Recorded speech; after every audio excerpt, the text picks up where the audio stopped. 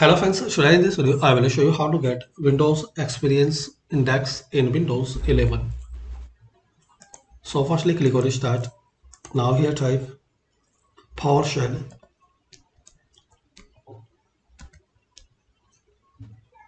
Open Windows PowerShell.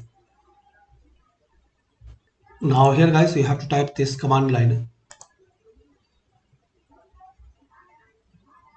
Get dash WMI object space slash class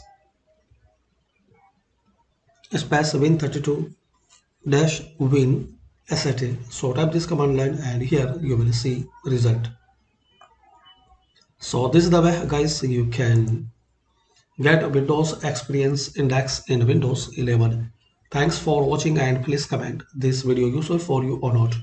And please share, like and subscribe the channel for more useful videos.